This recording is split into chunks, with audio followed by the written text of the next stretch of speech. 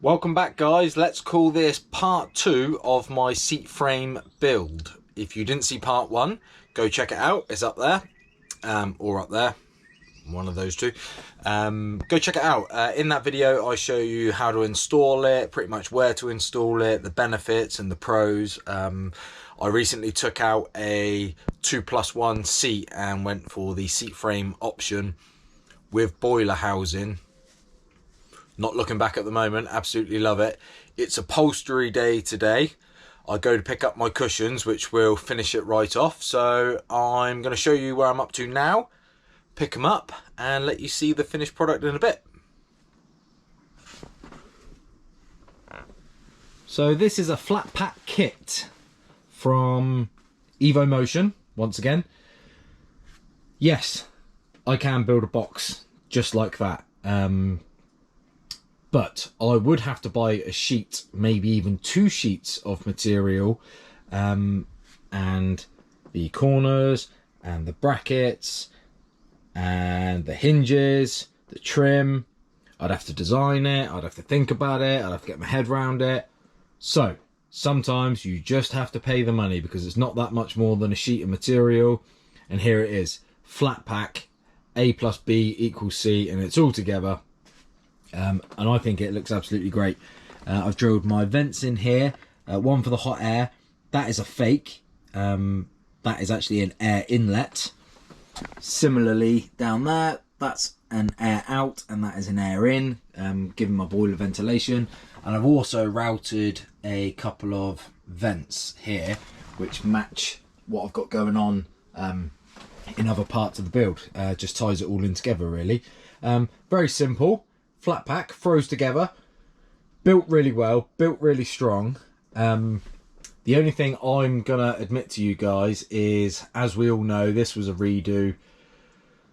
I didn't put my frame in the right place by about 2 mil. I hadn't seen this timber setup, should I call it, until after I installed the seat frame, and there's just a little rib just about there which does not allow me to put a sheet of the grey totally behind. So all I've done is with a router, lovely cut out there, and I actually pushed it over the top, slid it down, that kind of thing. Hopefully you will start in the correct position and not have to deal with these problems. So got a lift up lid to allow you access to your Truma boiler. Loads of space, lots and lots of space to get your pipes and your flue out, get your pipe work all in place. So there's even space here. I might even secure a socket set or something like that down there, something that's not gonna foul the vents and the fan, but not necessarily something that I'm gonna need hopefully ever, that kind of thing. Maybe a breakdown kit or something like that. Built really strong, built really well, quite seamless.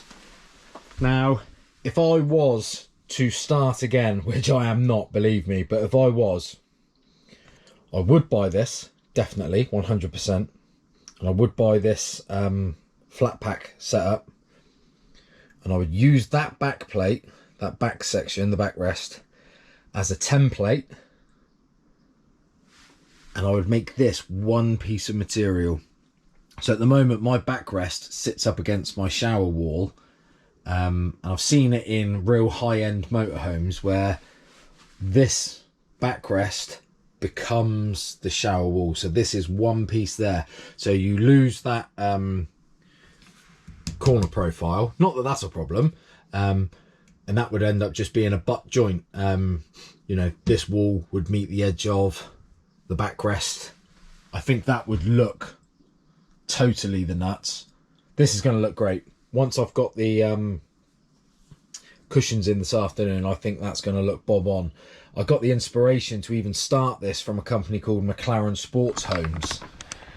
They make really high-end camper conversions and things like that. I saw them doing it, and I saw the upholstery, and by the time it's done it just looks like a twin seat. Absolutely lovely. Turns out they're local to me.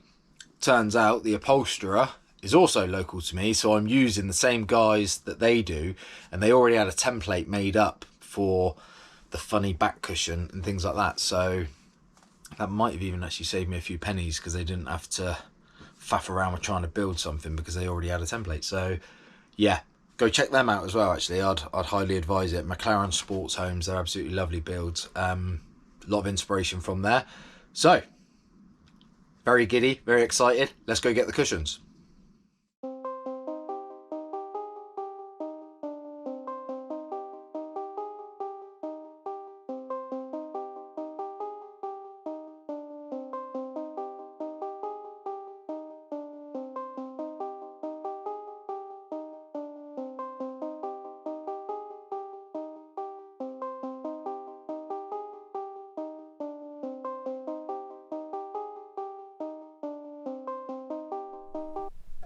Wow, it looks amazing. So firstly, the guy had to search high and low. It's a bit beyond my knowledge, but high and low for this exact Mercedes badge, because the front seats were upholstered by a different company, and they use a different logo, only slightly, but I can assure you they are a perfect match to the front. It looks amazing. The rear is done as well now. This video isn't about that, so I'll show you that a bit later on. But here it is. So to compare that to the front seat, I think it looks absolutely banging. It's crazy that they can make basically two squares look like a car seat. I know that sounds stupid, but these cushions are actually square, and that is a bit of an optical illusion where it is just pinched in. So that part across there, it looks like this is bolstered up, but in fact it isn't. That's totally flat. Same with the rear cushions. I'll quickly show you. Even though they look like they're mega bolstered up, they're not. They're actually pulled in. So that's how that creates a decent bed. The only addition is there's a tiny sliver of extra foam on there to almost make the arm of the chair. I had to borrow that cushion a couple of weekends ago because they weren't finished. It was a bare foam cushion. I had to borrow it so that I could strap my boy in when we went to Wales. Hopefully you've seen that video. And the car seat fits in there solid as a rock, so I'm pretty chuffed with that. So there it is. That's how I make that seat frame look pretty, and believe me, I hope you feel the same way. I think it looks absolutely amazing. So thanks for joining me. Please do consider subscribing, hitting the like button, drop me a comment, got any questions, that kind of thing, or just a heads up, just a thumbs up, that kind of thing. Yeah, see you next time.